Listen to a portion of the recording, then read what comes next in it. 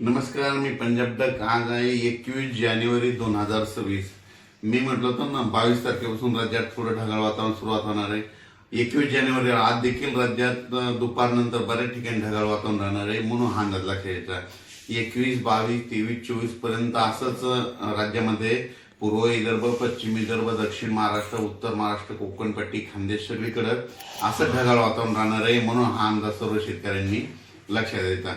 त्याच्यानंतर राज्यामध्ये काय होणार आहे, 27, 28, 29च्या दरम्यान राज्यात थोडं पावसाचं वातावरण तयार होणार आहे, म्हणून हा अंदाज लक्षात येतो. सांगायचं झालं तर मग ते पाऊस थोडंफार उत्तर महाराष्ट्राकडे देखील ठिंब येण्याची शक्यता आहे, म्हणून हे देखील पूर्वकल्पना म्हणून अंदाज सर्व शेतकऱ्यांनी लक्षात द्यायचा.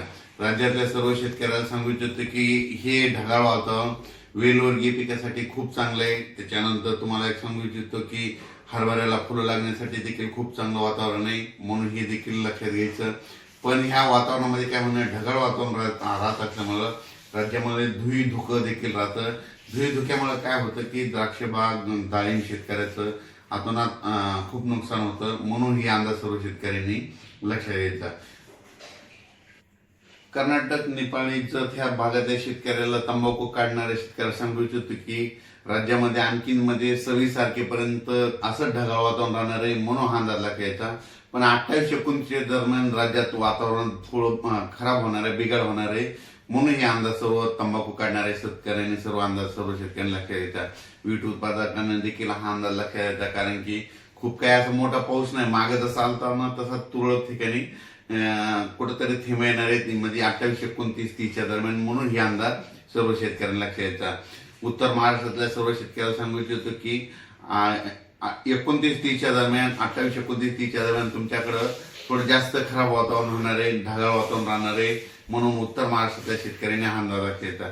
मग हे वातावरण कशामुळे खराब होणार आहे त्याचा एक तुम्हाला कल्पना देतो. काय झालं की वेस्टर्न डिस्टर्ब WD काय झालं, गुजरात, राजस्थान, पंजाब, हरियाणा, मध्य प्रदेश, उत्तर प्रदेश, तिकडे काय होणार आहे आता ह्यामध्ये 26 ते 30 दरम्यान, म्हणजे जानेवारीच्या शेवटच्या आठवड्यात त्या 5-6 राज्यामध्ये काही ठिकाणी बर्फवारी होईल, कुठं गारपीट देखील होईल, कुठं मध्य प्रदेशमध्ये, राजस्थान, हरियाणा, पंजाब, उत्तर प्रदेश तिकडे गारपीट होईल. पण त्याचा असं काय होणार आहे, महाराष्ट्राला मग ढगाळ वातावरण राहील आणि तुरळक ठिकाणी मग क्वचित भागामध्ये कुठंतरी थिंब पडतील, म्हणून हा अंदाज सर्व शेतकऱ्यांनी पूर्वकल्पना म्हणून लक्षात घ्यायचा.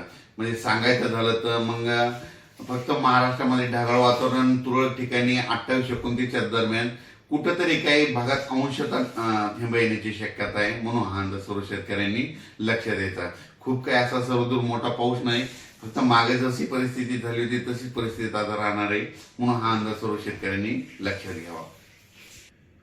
द्राक्ष शेतकरी, डाळिंब शेतकऱ्यांना सांगू इच्छितो की राज्यामध्ये म्हणजे आज 21च्या दुपारनंतर, म्हणजे 21 पासून ते 30 तारखेपर्यंत असं क्लाउडली म्हणजे ढगाळ वातावरण राहणार आहे, जास्त सूर्यदर्शन होणार नाही.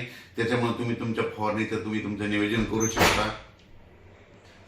राज्यातल्या सर्व शेतकऱ्याला सांगू इच्छितो आज देखील उत्तर महाराष्ट्राकडे ढगाळ वातावरण राहणार आहे, पण ते ढगाळ वातावरण काय होईल, दुपारी 3-4च्या नंतर महाराष्ट्रात बऱ्याच भागात सगळीकडे असं ढगाळ वातावरण दिसेल. हे असं ढगाळ वातावरण हे जानेवारीच्या शेवटच्या आठवडाभर राहणार आहे, म्हणून हा अंदाज लक्षात येता. मग राज्यात मग 28, 29, 30च्या दरम्यान काय होणार आहे, थोडं आणखीन याच्यापेक्षा जास्त वातावरणात बदल होणार आहे. मग ते कुठं होणार आहे, नंदुरबार जिल्हा, धुळे जिल्हा, जळगाव जिल्हा, नाशिक जिल्हा, त्याच्यानंतर अहिल्यानगर, पुणे जिल्हा, कोकणपट्टी पूर्ण, त्याच्यानंतर सातारा, सांगली, सोलापूर, कोल्हापूर ह्या पट्ट्यामध्ये काय होणार आहेत, मग थोडं जास्त ढगाळ वातावरण राहील आणि तुरळक ठिकाणी थिंब देखील 28, 29च्या दरम्यान त्या पट्ट्यामध्ये येतील, म्हणून ही अंदाज त्या शेतकऱ्यांनी लक्षात घ्यावा आणि आपण आपल्या फवारणीचे नियोजन करावे. धन्यवाद.